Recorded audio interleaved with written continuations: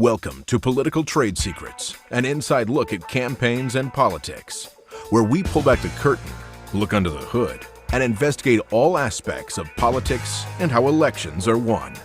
Now, here's your host, Dustin Olson.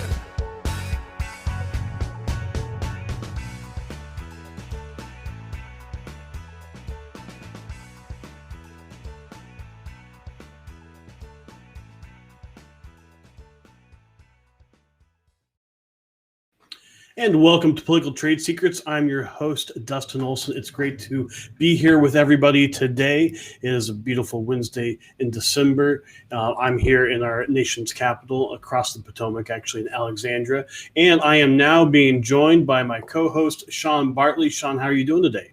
Doing well. Good morning to you. It just started snowing not too long ago here in rural Ohio, so it's a beautiful winter day here. Yeah. How are you? Expecting we're going to get hit by a snowstorm here shortly in a while, which will be good. It'll be pretty, I'm sure, and I'm looking forward to having that because it's just a nice time to have a little bit of snow. Absolutely. Well, how are you today? I'm fantastic, and I'm looking forward to, we're going to be talking about, we've kind of teased this last couple of weeks, using incentives and disincentives for strategy and politics. It shows up everywhere, and this is just a really simple idea. It's a really simple filter on the world that people can use to get more of what they want. And it's amazing that and we'll talk a little bit why we don't do this consistently. There's definitely things about humans that prevents us from being real good at this. But anyway, we'll talk about that. And I'm looking forward to that as well. So if anybody's watching on the various platforms across the internet, please do, leave a comment. Post questions. We really do appreciate all the great feedback that we get and interaction with people. It really does add to the show. So please do jump in and join the conversation. If you have ideas, if you have questions, whatever it is, just let us know. And one of the things we really appreciate, I know that Sean really appreciates this, we love it. So many of you are sharing the episodes to your own news feeds or wherever you're at on the internet. We really do appreciate it. So, we're live right now on YouTube. We're live on a couple different places on Facebook, Twitter, Periscope, Twitch, a few different places, about 12 different locations. And whatever you're on, you can post questions and we'll get them. And you can follow or subscribe, and that way you get the notifications when we do go live. And I really do appreciate everybody who's also listening on the podcast. And if you're listening on the podcast on Apple Podcasts or iHeartRadio or Spotify, wherever you're at, please do leave a review. It does make a difference for us to know what you like about the show, and we will do more of that for sure. So with that, all the housekeeping out of the way for me anyway, I'll kick it over to you, Sean. You can tell us about our sponsors. Yeah, well, we have three great sponsors. Really proud to talk about all of them. First, it's Dustin and I and our team at Olson Strategies, and we'd love to. It's www.olsonstrategies.com. That's OLSON strategies.com. And we'd love to talk to you about what it takes to run for office. As you're thinking about that, you might be seeing things going on and saying, you know what, I need to get into the arena. We'd love to talk to you about that. Or you go, I want to make a difference in my community, but I don't know what that looks like. Well, we would love to talk to you about that and all the different options that are available. So you can email me at Sean, SEAN, at olsonstrategies.com or Dustin at olsonstrategies.com. And we would love to have that conversation with you. We're having conversations with folks daily about what it looks like, and we would love to assist you with that. We're also proud to be sponsored by Grassfire. You can get them at www.grassfire.us. And what do? They do all of the one-on-one grassroots. It's that personal connection. In so many campaigns, the only live person that a voter may talk to in your race could be a canvasser or somebody making a phone call. Have it be a trained professional, someone who can deliver for you so that every communication is meaningful and impactful. That's what Grassfire can do for you. Um, and so that's canvassing, that's on the doorstep, that's over the phone, that's that one-on-one conversation, and connecting that way and really breaking through whatever else might be going on in one's life. And then petitioning, this is getting yourself or your issue onto the ballot. um, and you need a professional um, who can cut through with folks as they're heading into the grocery store. They might be thinking about what it is they need to buy for Christmas dinner or whatever else at this time of year, um, and really empower the voter to be able to see how they can make a difference in 30 seconds or less. And so that's www.grassfire.us. Grassfire also fuels 10centtexting.com. Look, 82% of people open every text they receive. So, yep. What is it that is going to set your text apart? And so it's just not another thing that's on their phone. Well, that's where 10-cent texting comes in. An image, a GIF, or even your short video. Look, you spent the time to produce a TV ad or a 15-second spot or something like that. Why wouldn't you try to get it out in every means you have it available for you? And it's as easy as it sounds. 10centtexting.com. I think you can do the math and figure out how this works for you and your campaign. It's pretty easy. So visit 10centtexting.com to see how they can best serve you and your campaign. Well, thank you for saying that. And by the way, some of our colleagues, some of the fellow general consultants, for anybody who's not already in politics, as an operative, a general consultant is basically what we are. We are strategists, and we bring the whole campaign together. But a number of our colleagues, we like to think of them as colleagues, even though sometimes they're competitors, but they've said about 10centtexting.com that they plan on not using any other service at this point because it was so flawless this election cycle, which I have to agree. It's taken a while to figure out the texting. It seems like it's such a simple thing, but it's taken a while for politics really to figure it out. And I would say that 10-cent texting is by far the best as far as cost and getting it done quick and getting it done well. And so thank you, Sean, for going through all that. That was excellent. And anything in the news before we get into this topic? We're going to talk about incentives and disincentives. I think there's going to be probably some news stories that fit into this, but anything that you want to talk about before we get into the meat of the subject? Yeah, well, I've got a news story, but before we get into that, I want to get into the most important thing, especially for those that are not watching us visually but listening. Dustin, you look quite dapper today. What's going on with that? Well, if anybody who pays attention, I almost never wear a tie these days. I used to wear a tie all the time, but I only wear a tie if I'm showing up anywhere official. And I'll show people this. So I'm wearing kind of my Christmas best, because Carol and I are going to be heading over to the White House in a little bit.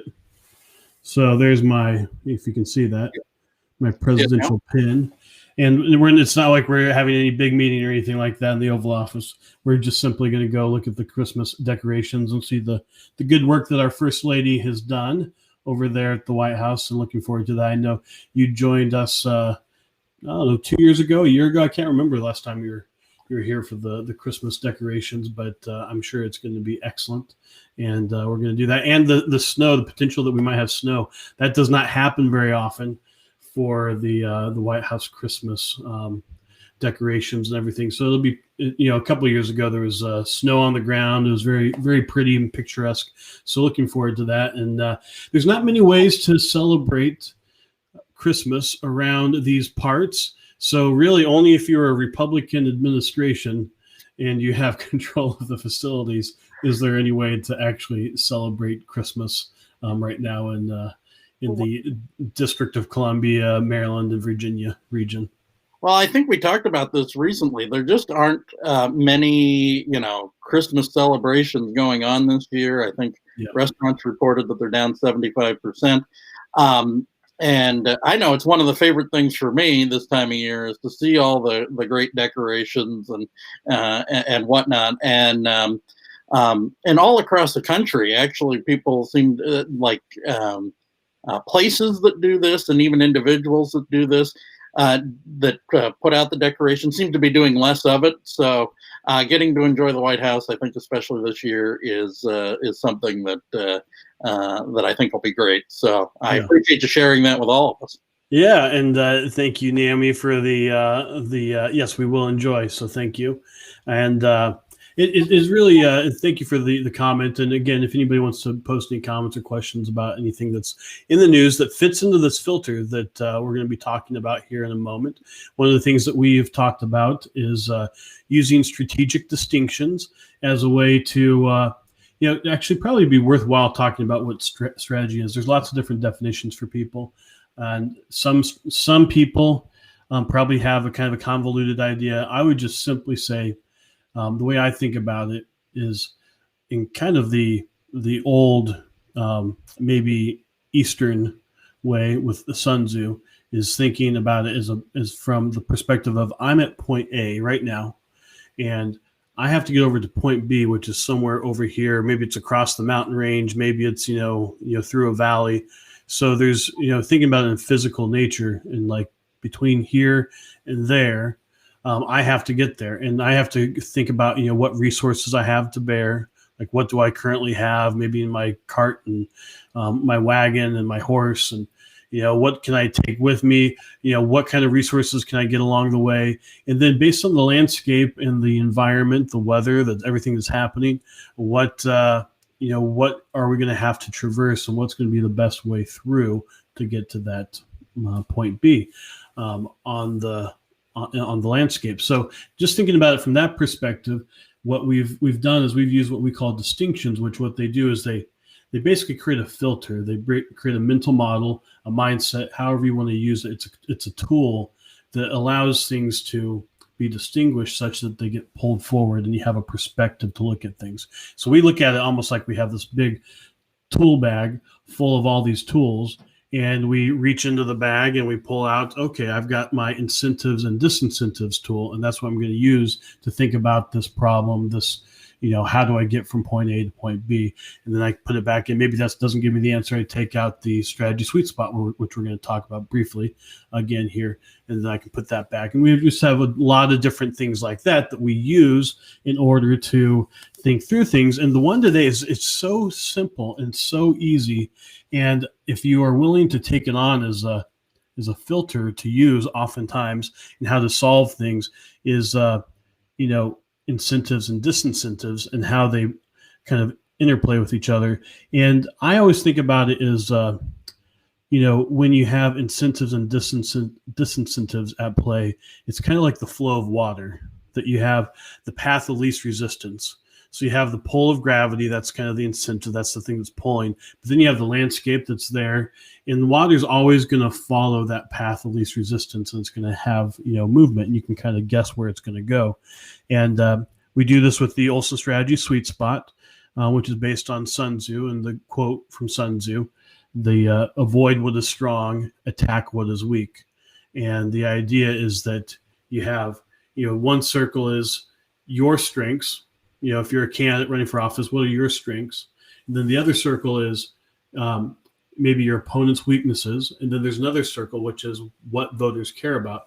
And where those overlap, that's going to be the most powerful place, the best contrast to focus. And that's based on the idea of attack what is weak and avoid what is strong. So, if your opponent has a strength, you don't really want to take them on with that. You want to focus on your own strength that overlaps with their weakness. So that's kind of how this looks, and it really is clear. It's a simple way to look at the world and take on as a worldview that when you do adopt it, that it really does have an impact on really moving reality. Like, it almost becomes really simple. if you're able to do this. But there's pitfalls along the way. There's reasons why humans don't do it. We'll talk about that. But Sean, any thoughts that you want to share with people before we kind of go through some of the examples of how this works, and anything you want to do to set up the conversation? Well, I used to joke that I took the flow of water approach to graduating college. I wish I had. I took Russian. That was not smart. So, well, you had to think the last 4 years that was really going to come in handy, but then it turned out to hope. So, yeah, exactly. Foiled again. Yes. But I think it really is a great way. As we've said before, look. Really, how we look at things is all through filters anyway. So this is a great one to really try on and see how it works. And you can really take just about any story that's out there and look at it through this and say, okay, well, what are the incentives and disincentives? And I know we'll get into that some. I think actually the Georgia Senate race gives you a bevy of them. Yeah, totally. When you're looking, I'll be curious as to what your thoughts as to, because that's really on the court what's actually happening right now. But we'll talk about that in a second. I'd like to hear your thoughts on that. And like I said, we'll talk about that in a few minutes. But I do think it brings in a lot of what we've already seen, and how when the players are different, the incentives are different. Mm-hmm. Like what David Perdue, like what Senator Perdue thought was important in November, definitely has changed in December. So, but and then look, the Olson strategy sweet spot. It really is something when you're looking at really anything. It is something to really. It's another great way to look at things. When you are, regardless of what you're talking about, I guess, I think about our Pepsi and Coke example, Mm-hmm. For folks, explain what that is. Well, I think what we've said on this show many times is, look, a campaign, you need to get 50% plus market share in 6 months. You're basically a startup company that gets 6 months or a year, maybe 18 months to go get 50% plus one market share of something that most people will say they aren't interested in or want to buy at all. So that's what you're setting out to do in the world. And Pepsi, which has been around for numerous decades, has never achieved that. Yeah. So, but so if Pepsi were in a race for president, or it was actually more like a race for governor or something, with Coca-Cola won in a landslide. Correct. And has continued to do so for decades. And it also gets to what the incentives are, disincentives are, for them. But I look at it, like if Pepsi were looking at the strategy sweet spot for what would make a difference, what is it that people who are drinking Pepsi products want versus, what is their strength and their weakness? Well, it's said that Pepsi is sweeter, and so that would be the thing to lean on in a comparison. I know they used to do the Pepsi Taste Challenge or whatever, and now they don't really do that. And there isn't really a competition between the two. But if they needed to go out and get market share, that's the thing to do. Yeah, they would come up with what the contrast is, because this is incentives and disincentives. When it works really well, it creates an obvious choice for people, and they move towards the incentive and away from the disincentive. It's really that simple as to how it works. And the Georgia Senate race, there's good ones and bad. There's good. I'll actually talk about that. There isn't really necessarily inherently good and bad in these. Naomi says, I pray they get Republicans out to vote. Disenchantment for voting is my concern for Georgia. And that's a really good point. And I think I have a feeling, Sean, some of what you want to talk about with Georgia in this case is that there are some disincentives that probably work against us, which is why we need to make clear the incentives, I would say, for Yep. it. So one thing I would say, so we're going to go into examples of incentives, which is really kind of a form of encouragement. It's a magnet, maybe more so. It pulls people towards an action. And then examples of disincentives, which is really a form of friction. And this one I wanted to just make a comment about, just a word about friction. Friction isn't inherently bad or good. It just is. And in fact, our Constitution, actually our constitutional form of government, is based on the idea of Madisonian friction. As Supreme Court Justice Brandeis once said, the purpose was not to avoid friction, but by means of the inevitable friction instant to the distribution of governmental powers among three departments to save the people from autocracy. So Madison really also in the Federalist Papers made the case for friction between the three branches of government. Yesterday we talked about the reinforcing power loop, and really what that is a case of Democrats in particular trying to reduce the friction between those three branches so that they get more of what they want, which is ultimately government control. And really the friction that's laid out in the Constitution between the separation of powers is intended to protect individuals, their liberty, from the natural inclination of humans to collect and amass power. And, we are at a point of time where that is threatened. So that's, it's a magnet versus friction. So incentives versus disincentives. And so let's just go through some examples of incentives. One example is discounts that incentivizes people, tax incentives, rebates, and write-offs. But there's also things like welfare would be also an incentive. So any of these things are going to get people to move towards certain actions. What are some of the things that you see?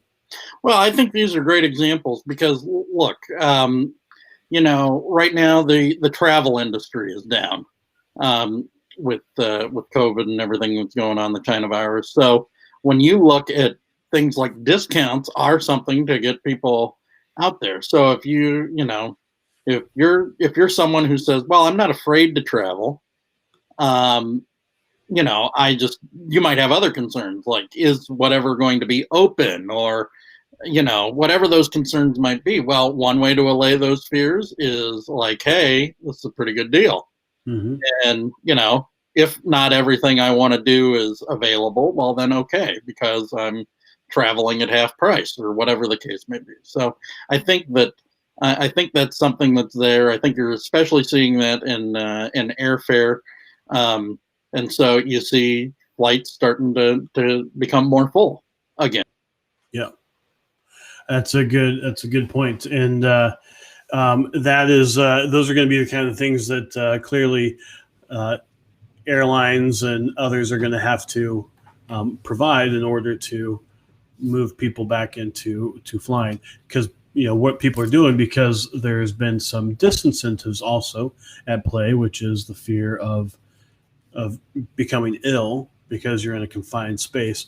And so people have picked other transportation that they normally wouldn't have picked for longer trips, like taking a car or whatever. So that is at play. What are some other thoughts that you have? And I'm interested in the Georgia stuff in particular. Sure. So I think, so when I look at the Georgia race, I think the incentives, and you really got to look really all the way around. So I look at the candidates. I talked about David Perdue a moment earlier. There was no incentive really for him to be involved in any of the kind of election rule stuff or anything like that prior to November 3rd. There was no incentive for that. Because the disincentive there is, if you talk about it, and this has traditionally been the case, if you talk about voter integrity, if you talk about election integrity as a Republican, and we've talked a little bit about it, on very unknown court case in the 1980s, which created an injunction for the National Republican Party for the last 30 years. It finally, the judge, it may have passed away, but the judge did not renew it in 2018, and it lapsed, which allowed Republicans, if they weren't still, disincentivized, to actually do more voter and election integrity activities. But the charge would be you're a racist, or you're trying to keep people from voting, blah blah blah blah blah. Stacey Abrams and that state would have just been all over him and just being complete, a crazy person trying to attack people for doing normal things. And instead, she was able to get the whole state to open up the doorway for her to have her organizations potentially illegally registering people, getting people from outside the state to vote absentee ballots. We've gotten people reaching out to us about that. So it's really anyway. So keep going on that. Yeah. So I think, and I even look at, prior to that, I mean, depending on how thought the race was going to go, and with the whole runoff situation, really, even getting into any controversial issues, really none of these candidates had an incentive to do that. But I was reading a story today that both Senator Loeffler and Perdue came out against the Atlanta Braves changing their name. This is something they wouldn't have been talking about if this race wasn't going on. Like, there would have been no reason for, if there weren't two runoffs going on, there would have been no reason for. The incentive here is the incentive for votes. Yes. The incentive to align yourself with public opinion. So I live in North Central Ohio, and you're a big we can't say their name fan. Yeah. So I'm surrounded by fans of, I guess, the Cleveland baseball team now. Who knows what they're calling themselves? But when this was announced, I mean, the fans, like people who were already going to their games and have their merchandise, are up in arms. They just think this is absolutely ridiculous. I mean, this is a team name that's been around since, I believe, 1915. So you're talking something over 100 years old. So it really is something that rank and file folks are upset about. And then the people who are, cheering it on, by and large, are people who don't go to baseball games, don't buy any of the merchandise, and aren't going to move the needle one bit for even the team's bottom line. So I think, and when you see that, I think that, it makes sense for these senators to weigh in on that. And it's something they would have not done if they were not in this particular situation right now. They just would have steered clear of it. So, but it really does get to incentives and disincentives. What is the disincentive for weighing in on this? People who already don't like you are not going to like you. That's the disincentive. So no disincentive at all. So, and so that's really the factor here. But again, in the Georgia Senate race, seeing really no repercussions from any of the activities that Stacey Abrams has done so far, she, of course, is emboldened and incentivized to do it again. Yeah. The incentive for them is they get for Stacey Abrams and the Democrats. Stacey Abrams, more than anybody else, has an upshot for all this. Upshot, I mean, she has incentives because she gets to be the hero for the left if she pulls this off. She's already been able to show that she could have an impact in the presidential election, and there's been no disincentive presented in the form of people paying any kind of price for either, whether you call it incompetence, whether you call it irregularities, whether you call it out and out wrongdoing. Nobody's had anything other than maybe some sunlight, which is a bit of a disincentive. But the truth is, I think it's really emboldened people. So there's really no disincentive that's been presented to keep people from doing the same activities again. As we've mentioned in the last week, we've heard from folks who are in other states who've never lived in Georgia, who are getting messages from Stacey Abrams groups asking them to register to receive an absentee ballot or a mail-in ballot for the Georgia runoff election, which clearly would be illegal if they voted that. And it may not be completely illegal for Stacey Abrams' group to make the request or to encourage someone to do it.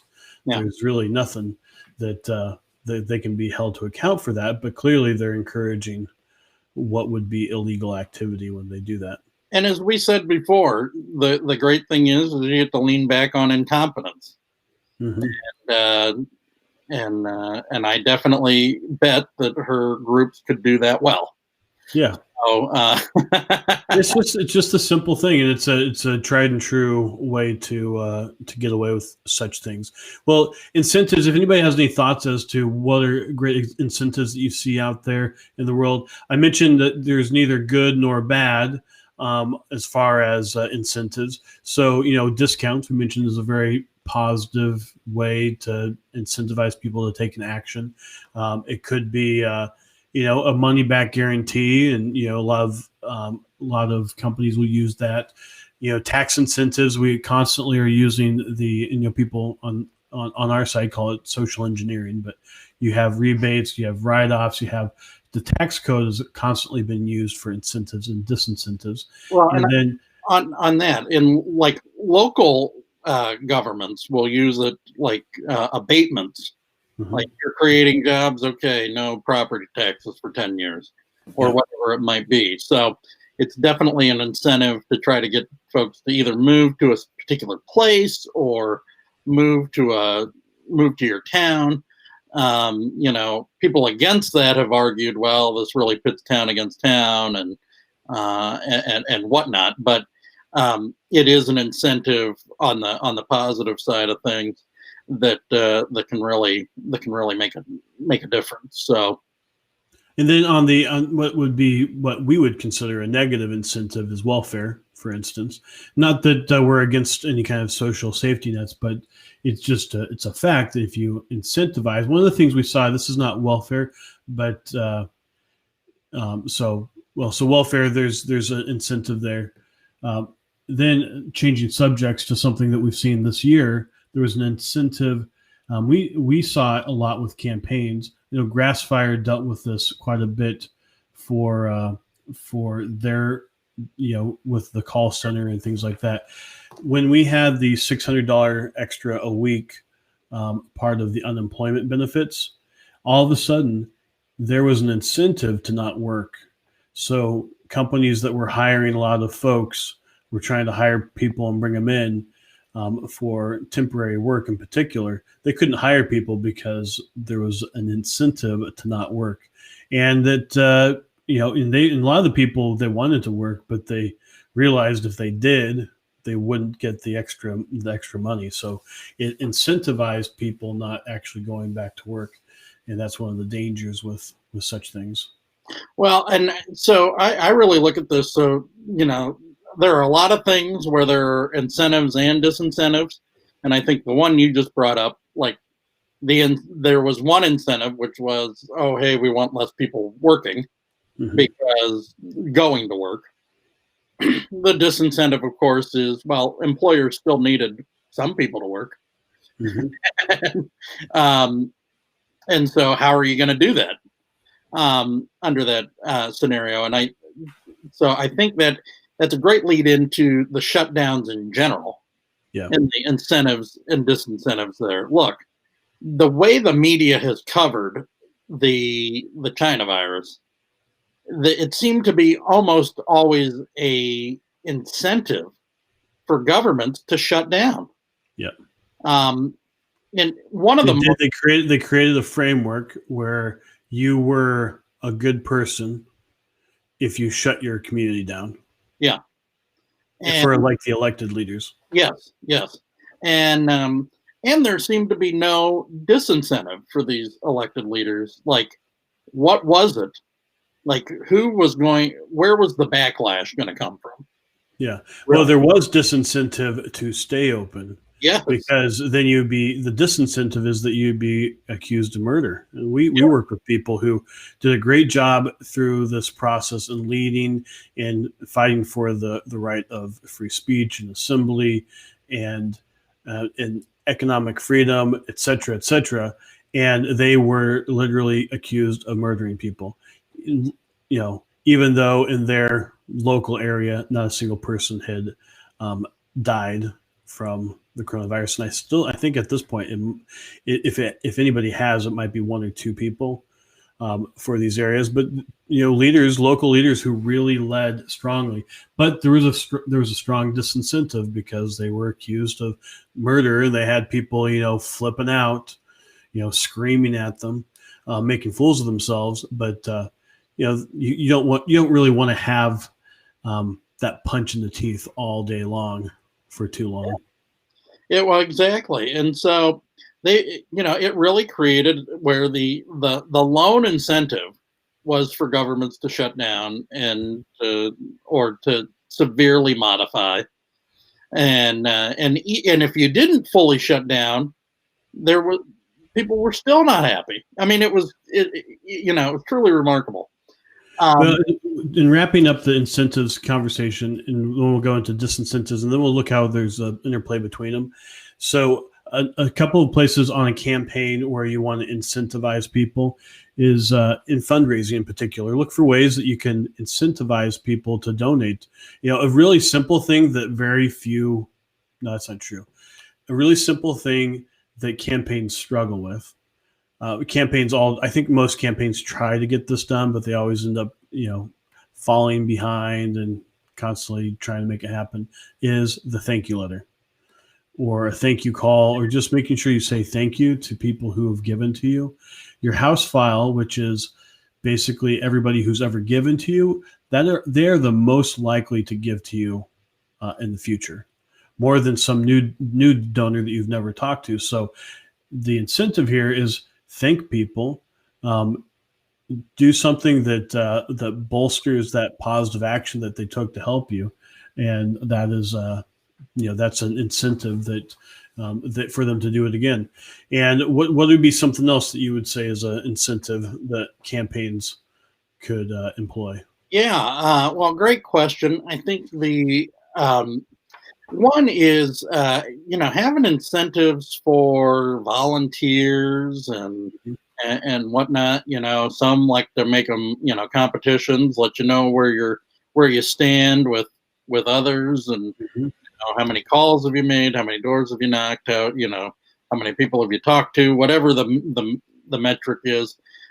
Definitely a great way to accolades, absolutely. So I think really letting people know that they're making a difference is another way to incentivize that. I also think sharing what it is that you're up to, like what your candidacy means, and is something that'll make a huge difference, because your vision is an incentive for people. We talked about this on Monday. Being a part of something bigger than any one person is a natural human desire. And if you can fulfill that, you're giving people an incentive. Yeah. And so we actually talked about, I believe it was Monday, we talked about being part of something bigger than oneself. And that's what you're giving volunteers access to. That's what you're giving donors access to. But you need to share it with everyone, and share it often. And that is an incentive that will go a long way, where basically what you're doing is just saying what it is that you're up to. Yeah.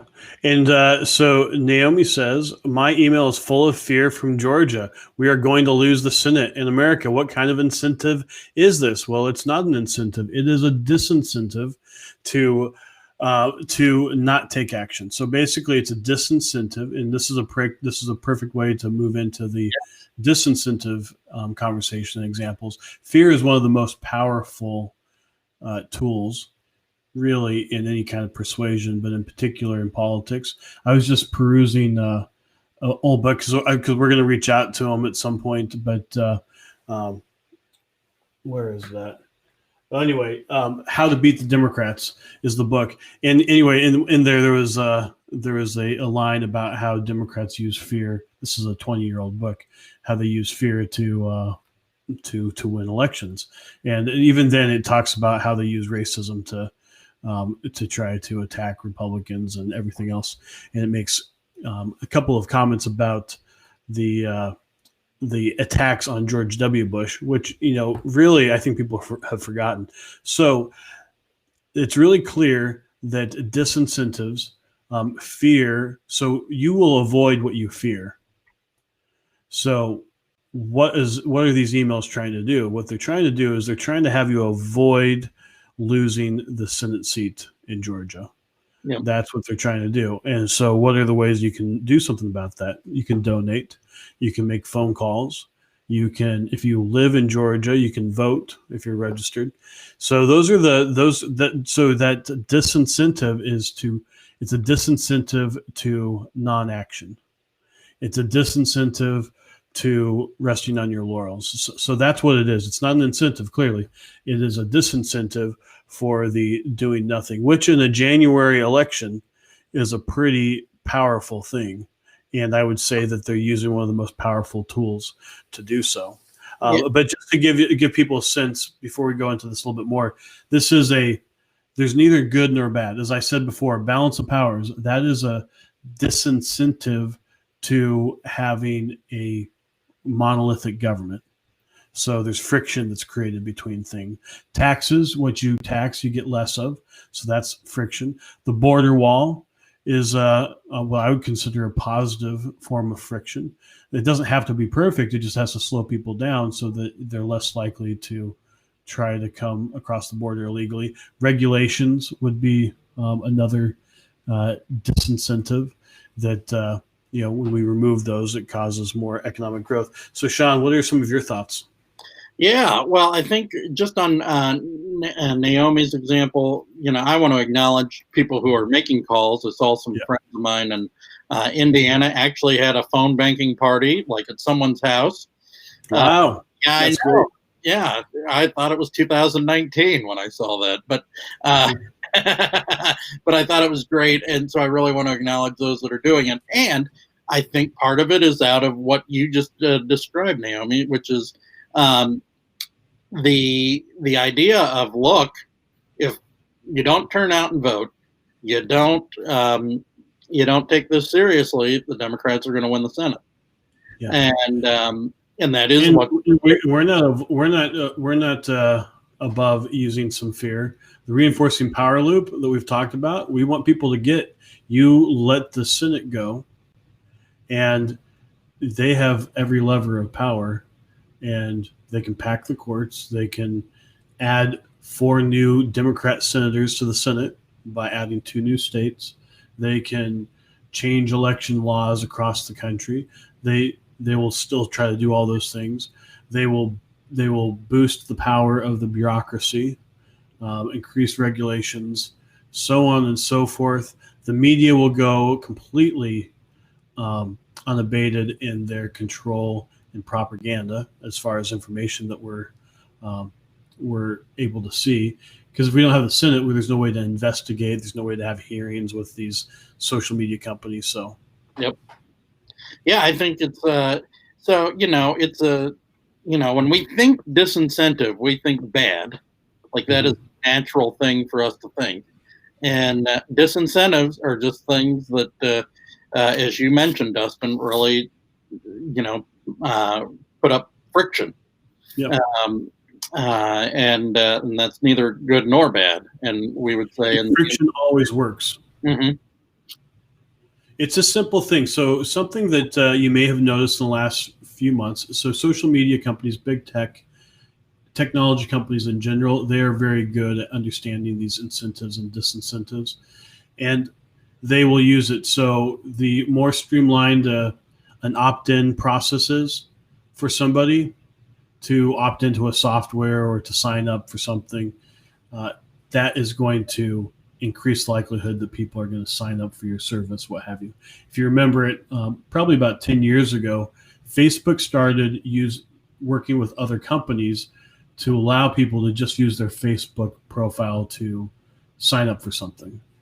And it made it super easy because people already signed into Facebook. And of course, Facebook then was able to get all the information that was tied to that. But they incentivized people to hand over that information by making it super easy for them to opt into whatever it is they wanted, as opposed to having to put their email in, put in a password, and do all the stuff. They still have that as a thing. Something that's a disincentive that you've seen Twitter do in the last few months is before the election, one of the ways that they prevented things like the New York Post story on the Biden laptop in the Biden-China business deals is that they made it so you couldn't just simply retweet. You had to retweet with a comment.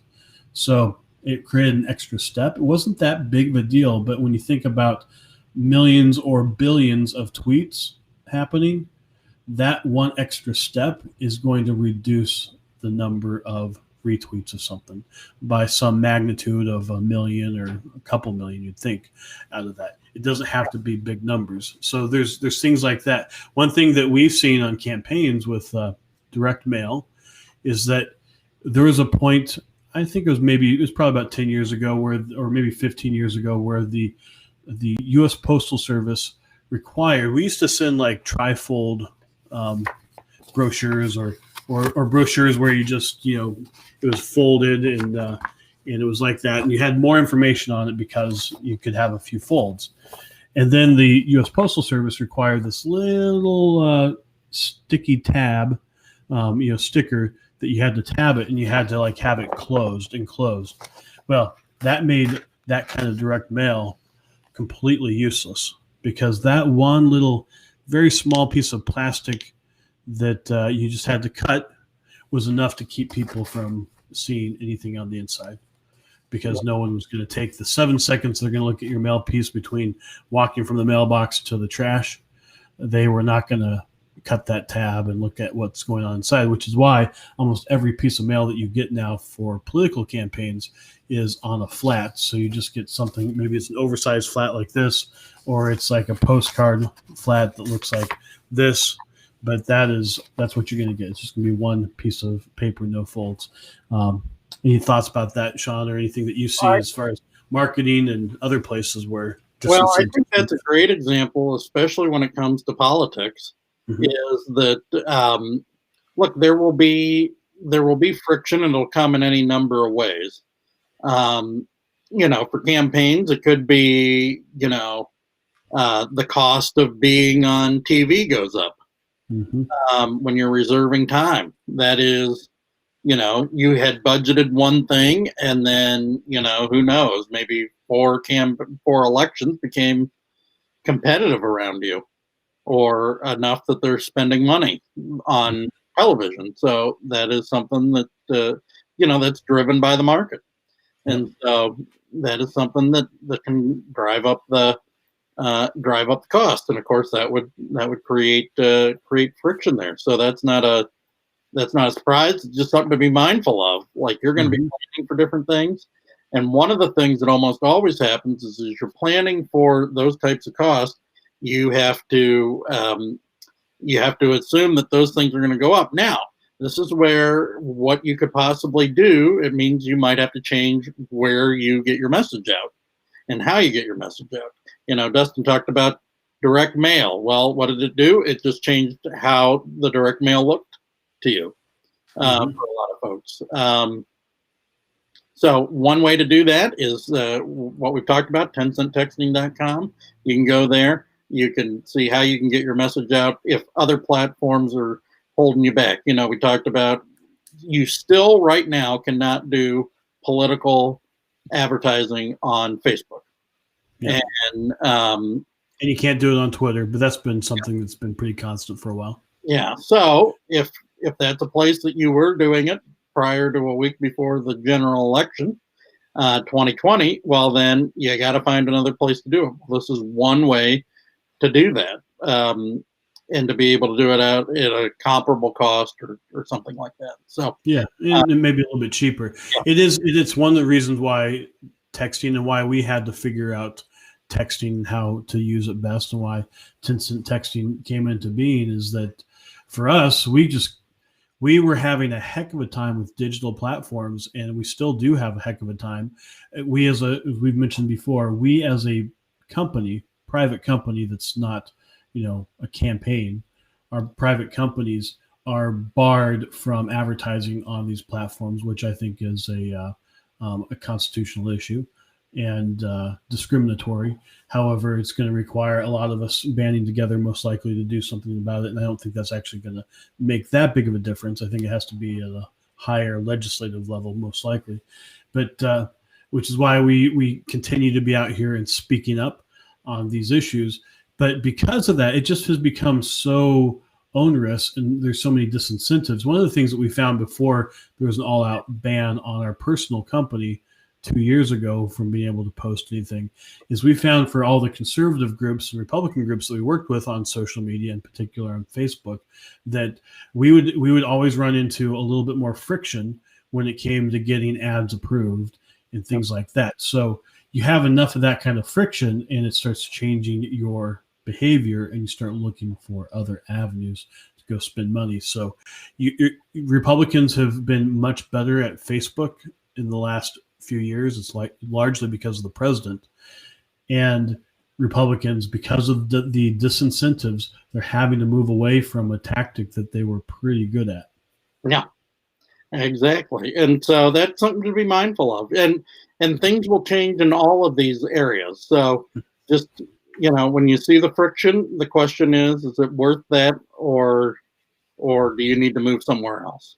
Yeah, and then also it might be sometimes the answer is to simplify. Yep. If you're being disincentivized to take any kind of action, you might look at your system, you might look at your operation, what you're doing. Maybe you have too many steps in the process and you need to remove them. I'm guilty of that. I know that it's just something that over time we have legacy things that we were doing before. They keep adding to our processes and whatnot, and eventually your process becomes really complicated, and then you don't really want to do it so much. So streamlining is oftentimes a way to get that out of the way.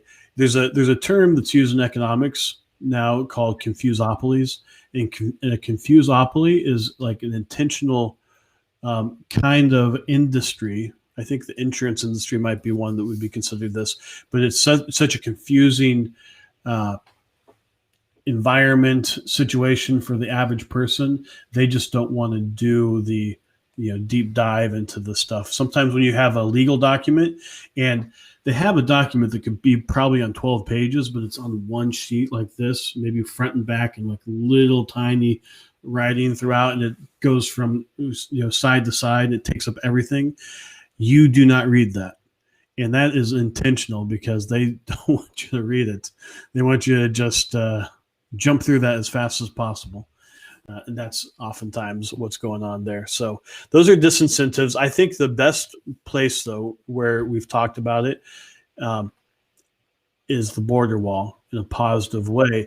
And this goes into an example of where both incentives and disincentives are at play. So when there's both incentives and disincentives at play, kind of in, so they can either be at cross purposes, or if they're both at play,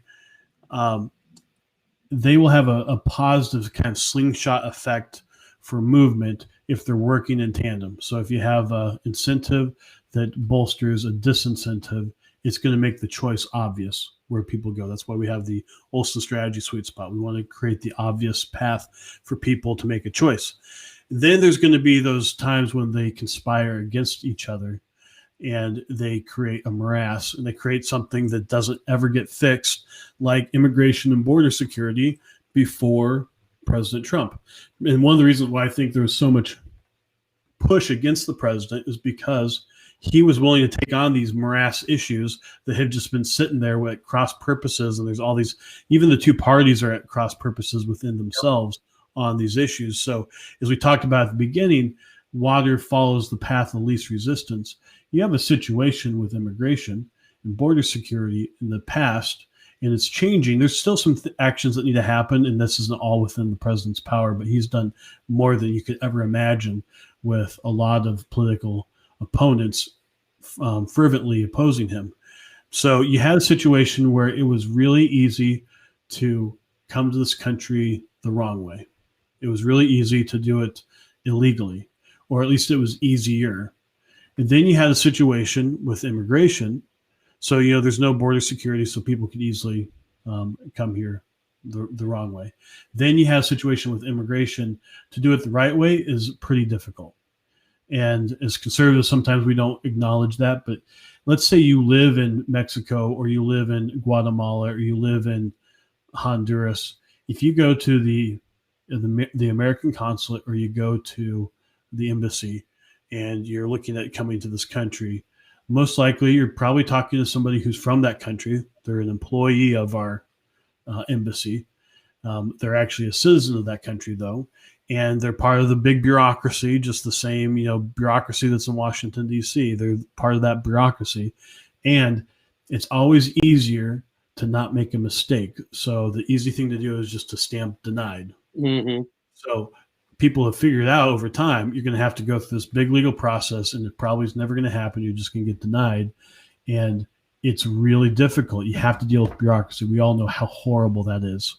It's like eye-gougingly terrible to deal with bureaucracy most of the time. So you have this situation where doing it the right way is completely difficult, and then doing it the wrong way is much easier. It is obvious what you're going to get. And not only is it easier, like even if you're caught doing it the wrong way, there's no disincentive. Yeah, exactly. So even that, because normally when you're caught, you are already across the border, and then they say, come back in 3 years and we'll be glad to take care of it then, Yeah, we'll do your court date. Yeah. So, the president said only a stupid person shows up for that. Exactly right. So I think and even the incentives and disincentives for employers and whatever else. So, I mean, it was really a system that was set up where the disincentives were really on the side of doing it, what we would say the right way, but doing it legally. Like the disincentives all seem to be on that side pre-Trump. And the incentives all seem to be on the side of just doing it illegally. Yeah. So any kind of reforms anybody's pushing have to be along the lines what the president has done, which is adding friction to doing it the wrong way. And most of his reforms and the actions that he's taken have been in that direction. The border wall is one of those. And he's, at this point, he's been so successful that in his first term about that even if there's a brief respite between his first and second term, that Joe Biden can't screw that up because it's going to be hard to take that down because of friction that people will find that wasteful and ridiculous. And so there's not going to be an appetite for that. So do you have something else you want to say about that? No, I think that's really what it looked like then, and I think it's fair to say, look, these putting disincentives on the side of on the illegal side of this has really changed the game in that, and I think it's an important thing to do, and it's one of the things that we've talked about, like with voting fraud, that we need to put more disincentives on the side of not committing voting fraud if we're going to change that. And first thing is to allow the American people to get that it actually exists. Yes. And part of the big way of disappearing any disincentive is to disappear that it even exists. And that's something the media does. I think we're going to find something interesting here. And actually, it was something I was reading that really got me about this, because I think we've talked about the incentives and disincentives a little bit, not in those words, about voting fraud before. But right now, we're actually heading into a pretty interesting time. This, to my knowledge, it's not happened where in two races, but the House of Representatives might consider seating two Democrat candidates for Congress who it appears have lost their races for Congress. Yeah. And the last time that a that a losing candidate was seated was 36 years ago. And it might happen in two different races. And it's interesting because you have that going on when we're told that 0 incidences of voting fraud exist. Mm-hmm. Yet you have races that are right now, I believe, 6 votes and 12 votes, respectively, that may go to the House and they may sit a different person into those seats. It does become a little more. I think the disincentive for the House to do that is twofold. One is they currently have a narrative which is voting fraud doesn't exist. Mm-hmm. Hard to stick with that narrative if you seat 2 people who have been certified the losers of elections. At least in my book, that's a disincentive to that. So what would be the incentive? Well, the incentive is having 2 more Democrat members of the House, if you're Nancy Pelosi and company. And the other incentive is, what is it? I believe it's somewhere around 90% of the time incumbents win re-elections. Mm-hmm. So you get them in, it's a lot harder to get them out. Yeah. And so there's an incentive there as well. So thinking about the Georgia election coming up and thinking about this case with the 2 Democrats who may be put in Congress without actually having been elected, and then all the different election irregularities and everything we've seen. I mean, some breathtaking things from Pennsylvania, Michigan, Wisconsin, potentially Arizona, definitely Nevada, and absolutely Georgia, and also North Carolina, but they weren't able to make it happen there. Mm-hmm. Okay, so there's an incentive, and then there's talk about the incentives and disincentives in that globally as far as election irregularities. We want to try not to get completely censored by the big tech. Totally. Well, the incentive is changing the outcome of an election. Mm-hmm. We've talked about it. It was stopping Orange Hitler, right? Like that was the charge from the media and others. Existential threat. Absolutely. And they were giving you, the media was going to give you cover. Mm-hmm. I think it's a little harder in these down ballot races. In fact, there have been editorials on both of the House races saying, you got to seat the person who won the election. Like you can't not do that, right? So that because there isn't the same incentive. It's not quite the same to have 2 Democrats, and when the Democrats are going to still have the majority. It's not the same as defeating Orange Hitler, and that's been the narrative for 5 years. That's been the context that's been created. Yeah, so that's on the global level, and I think so. There are definite incentives there. The disincentive is, possible criminal prosecution if you're caught. That is. But what people have learned through the years, we've learned for 20 years, is we tell people that we see these irregularities every election cycle, and the media tells us we're full of crap. Exactly. So that is the disincentive. So that is the possible disincentive, except you don't see it. And the media will not tell you when people have actually been convicted of this. So we say, look, no one ever gets convicted of this. And people do get convicted for it. And you should go to the Heritage Foundation. They do have a map of everybody who over the years of the prosecutions. You just never makes it into the media. That's right. And so, and we've talked about it in other instances, like, when the media talks about things like suicides going up, a natural thing that happens is suicides go up. And you wouldn't think that. You think, oh my gosh, people hear this and they go, okay, I got to do something to stop that. Well, what actually happens is you go, oh, wait, there is a bandwagon effect to that, which we talked about. Yeah. On Friday, when we talked about the 6 persuasion triggers, that is a form of social proof. When you say that everybody's doing it, more people do it. And it's one of the reasons why I think we have, at least personally, have stayed away from talking about incidences of voting fraud that we see. Because, well, hey, we don't want more of that, so let's just not talk about it. Where in reality, what we need to do is really shine a light on the people being prosecuted. And, on our end, I think there should be an incentive to encourage prosecutions. Yeah. Well, you know what? We get that these are tough cases. Yeah. Some of the toughest to prove. I mean, it's not like some DNA sample is going to come in and prove something for you.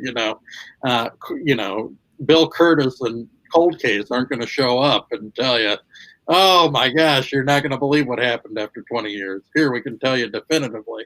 That's not the way this works. Yeah, these are more like the Zodiac killer. You never find the murderer. Yeah, exactly. But there should be an incentive, and we should encourage our the elected, especially the attorneys generals and local prosecutors to really take this on and say, you know what, we're not going to let this stuff stand. And it might seem pretty trivial, like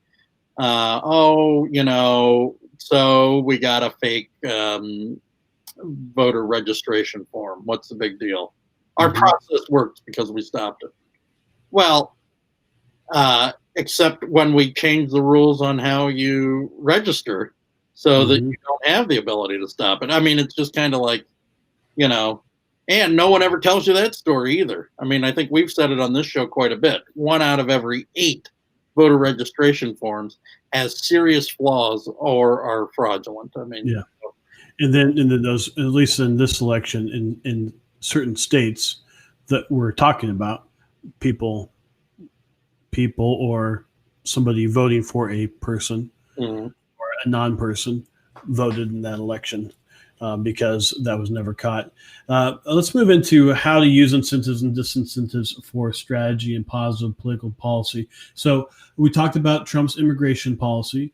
And I think there's probably some additional actions. I don't know that that's going to happen at this point.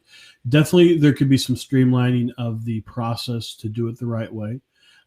That's not the same as the absurd stuff that Joe Biden's talking about, which is ultimately an incentive to do it the wrong way, which is he's suggesting amnesty, which would be just a whole nother level of breaking the system again and creating. It is amazing.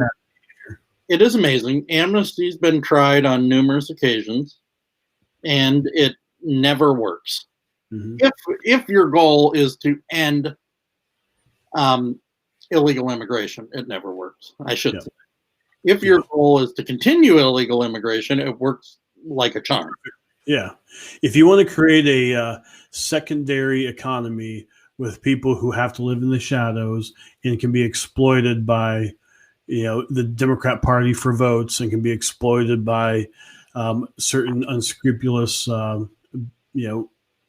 businesses for cheap labor. Well, then it works. It does work like a charm. That's exactly what you're going to get what you want out of that. And sometimes you have to wonder, you have to look at the incentives, look at people's incentives. It'll give you a good sense for where they're going to go typically. And the disincentives, especially if both are at play, you can have a pretty good sense of it. Anything else you see as to like how to use incentives and disincentives for strategy, or some suggestions? Yeah, well, I thought we really saw this in Operation Warp Speed. The president really set up like, hey, there are incentives for you to participate in this program. And there were incentives for the country, and really set it up as incentives. Unfortunately, I think what we saw with some of these folks, Pfizer in particular, is that they also had a competing set of incentives, which is no longer like that. They could also that the re-election of President Trump was a disincentive to them because of the international drug pricing, and the president in particular saying you can no longer charge half the price in Canada than you charge in the United States. You can no longer charge half the price in China or wherever it is. You can no longer do that, and America is going to fit the bill for everybody else. And that was something that ticked off Big Pharma pretty significantly, and you can just see that in the election. They were one of the big actors to do a lot of the stuff. You saw some of the stuff they did where they told Joe Biden first, Pfizer in particular, before they talked to the president, when the president is the one who created Operation Warp Speed. I do think that there's definitely an incentive. We are learning more about how Moderna has the better vaccine. Both of them apparently will work. It's just logistically Moderna is better. And Moderna has played by the rules, and they have been the ones who have been actively part of the process the most. And I think they will probably be the winner in the long run for having done a really good job. It looks like they have a good product, and I think they probably win the day ultimately. And that is an incentive that we want to have, is that the people who are patriotic and they play ball and they do a good job, and that they ultimately do well. Well, there's a lot of ways. This is something you can use to you can really look at public policy. We've talked a lot more about public policy today than we normally do, but this is a great place. Anywhere you have incentives and disincentives, this is, of course, behavioral economics. This is where this idea comes from, and there's a lot that policy has to do with that. So, clearly more regulations, you're going to get less of those activities. More taxes, you're going to get less of those activities. If you incentivize people, they're going to move towards things.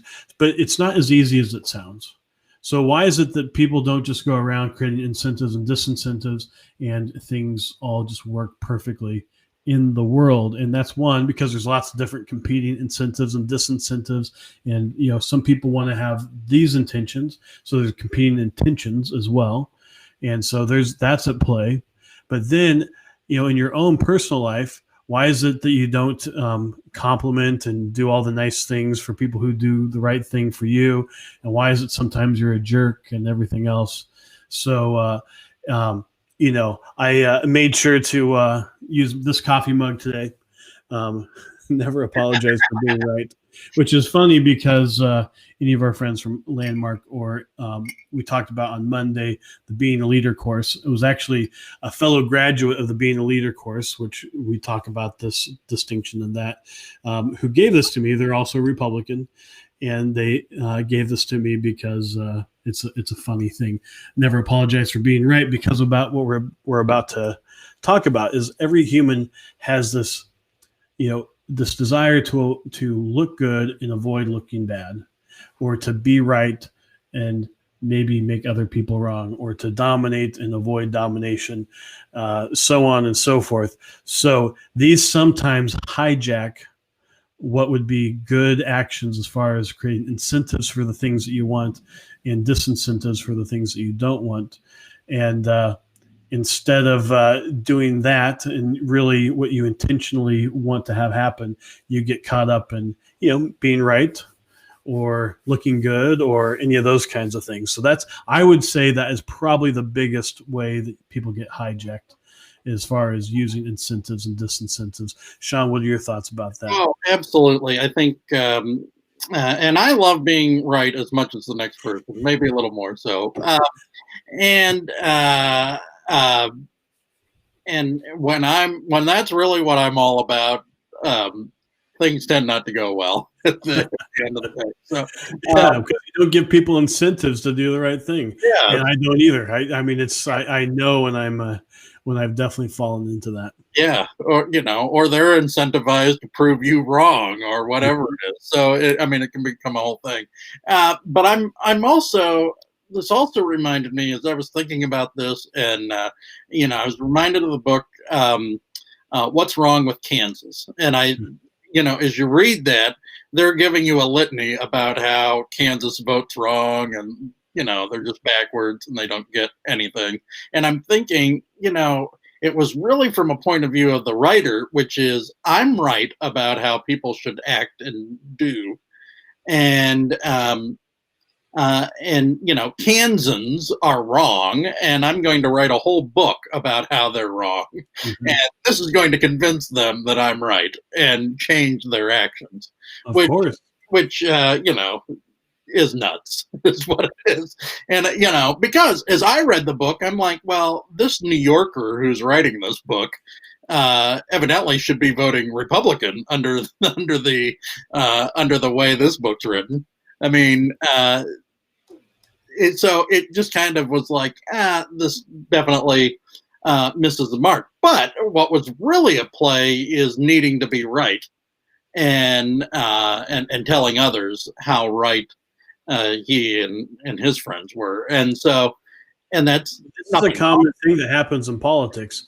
It's not changing anything. It's not bringing about any of the stuff that this writer wants to have happen in Kansas or across the country or wherever else. Yeah. He's not encouraging different behaviors.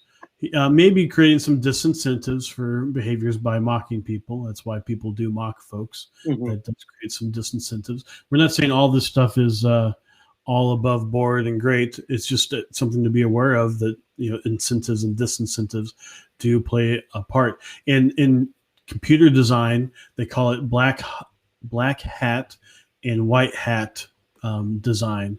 Black hat design is anything that makes it hard to do the action that you want. I would suggest that Twitter design that I was talking about, the retweeting, adding an extra step. That's a little bit of the black hat design. Mm-hmm. Anytime you have terms and conditions that make it really easy to accidentally click on it before you can even see anything, that's probably a black hat version. Whereas white hat would just be making it really clear what the website is intending for people to do, and like having one main call to action, which is a pretty important thing for campaigns to do. So, as far as design goes, but we're not saying that all of these are always above board. People use these to present choices to folks that may not be in the best interest of those people. And so you should hopefully with this filter be able to see when that's at play. And when you notice like that you may be being driven by being right, or looking good and putting out a certain persona, is that maybe what the incentives and disincentives that you want to encourage might not be in play. So just be cognizant of that. It's something that could be quite helpful. And I'm sure there's other ways that hijack this whole process, but this is what we've seen as a pretty common one. This is partly why politics doesn't work really great, why incentives and disincentives aren't necessarily at work in a productive way in politics. And one of the things we talked about, we did an episode about this 2 months ago, and it was really how to improve politics for yourself today. And one of the big things to do is to separate your politics from your identity, because you are not your party registration. You are not your beliefs. You're not your, opinions that you hold. These are things that you hold. They're things that you have, and that's great. And they're things to honor potentially. And some things, maybe they're things to give up and to, toss. But if it's something that you have as opposed to something you are, you have some separation. So if somebody disagrees, if someone thinks that your position is wrong, if you have it that they have that your position is wrong, then you're not as likely to be triggered by these things. Whereas if you think that them disagreeing with you on the issue means that they think you are wrong, and they might think that, but if you have it that your identity's connected with that position, then you are more likely to get triggered into these different common reactions to stuff, as opposed to thinking clearly about what's the incentive, what's the disincentive, or what have you. So that's just one thing that I encourage people to go back. We'll keep on talking about it because I do think it's one of the most important things. Social media has probably thrown gas on this issue more than anything else. They are separating people into objective realities that half the country agrees with this reality over here, half the country agrees with this reality over here, and we could be living in houses next to each other and living in two completely different objective realities. And by the way, objective simply means that you have a bunch of people agreeing with it. Yep. In this case, you have a bunch of people in their own subjective realities, but you have two primary groups who all agree on their own version generally. Yep. And so it's really weird. We are in a situation where we have a pretty close to two objective realities. We have half the country thinks that they won the election, and the other half of the country thinks that they won the election. And, this is not a good situation. No, I agree. And it, I think it's it's going to be an interesting time for our country to really work through all this. And so getting different ways that we can look at what's going on and say, okay, yeah, this is a way it could be. I think is very helpful. Yeah. And using tools like this to think clearly about solutions, how to get to certain places that would be positive for folks. That's why we want to share these political trade secrets with folks, and that they would have just a little bit extra, because we want to pull back the curtain on politics, the news, how everything works, and strategy in particular. And some of the stuff isn't even all that much of a trade secret within politics. It's more specifically us, I guess. But we really want to empower people, because we believe fundamentally that every citizen of this country has a right to be a political leader. Doesn't mean you have to be elected, though we would like to help people be elected. It doesn't mean that you have to necessarily be out there speaking in public like we do, but it could be that you are making phone calls from home. It could be that you're a donor. It could be that you start an organization, and all these ways that you can do that, which brings us to our sponsors. And Sean, if you'd like to tell people about that. Absolutely. Look, if, through these conversations, you're saying, you know what, I want to be in the arena. I want to serve my community, my state, or the country.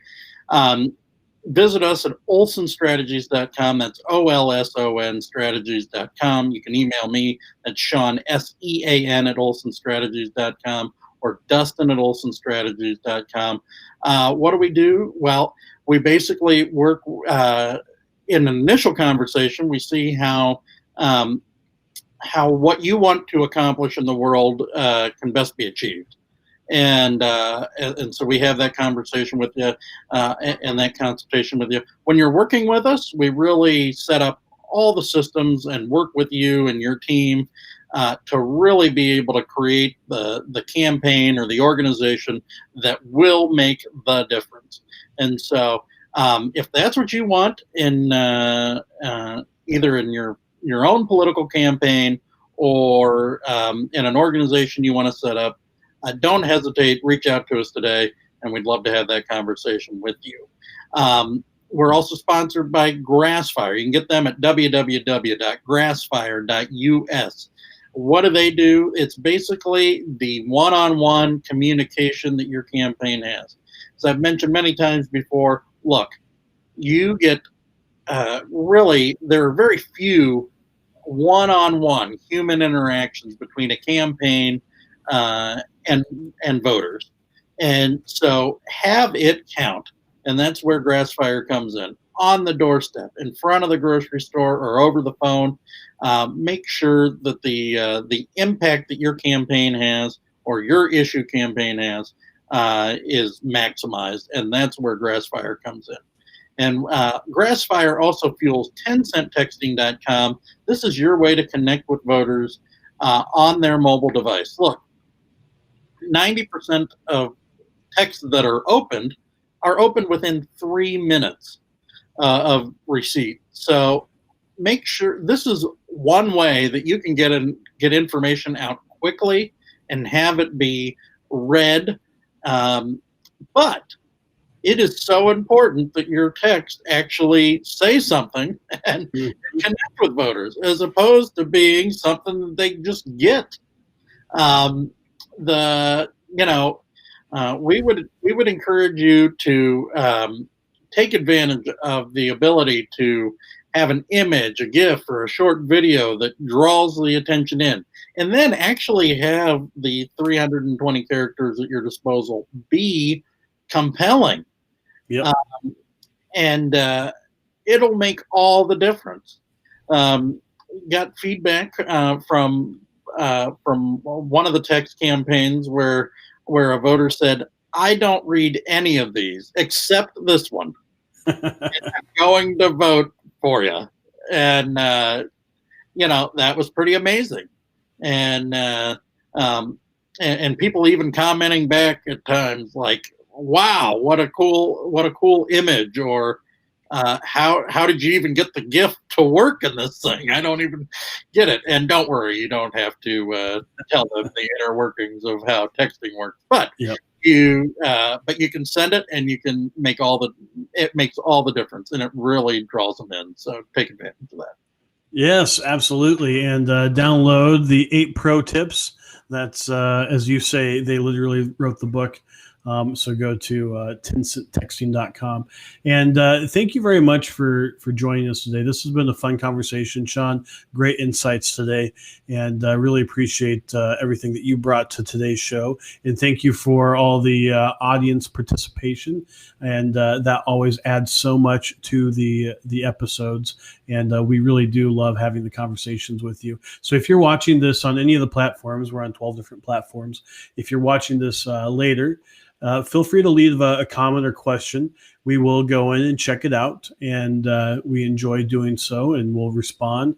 Then also, whatever platform you're listening or watching us, if you're on one of the podcasting platforms or you're one of the live stream platforms, please do subscribe or follow. That way you get the notification whenever we go live. So we want to make sure that you get the freshest stuff that is right off the presses, and you can be a part of the conversation.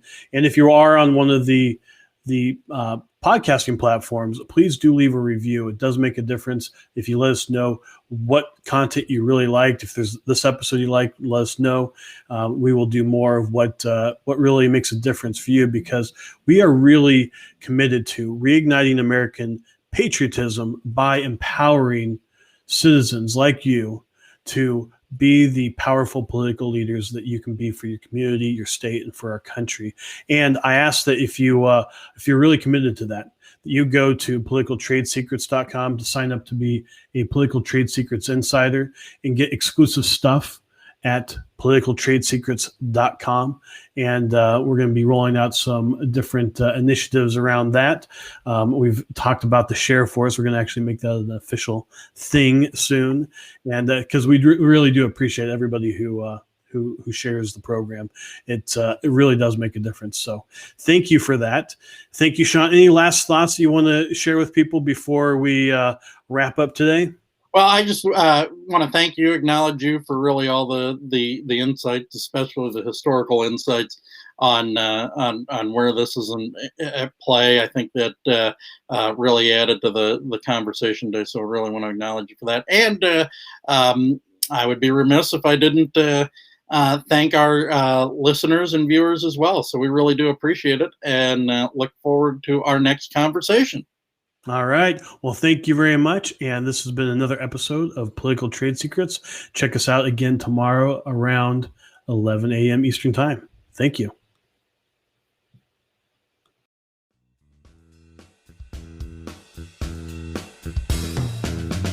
Join us next time by subscribing on iTunes, and get show notes and sign up for our newsletter at politicaltradesecrets.com.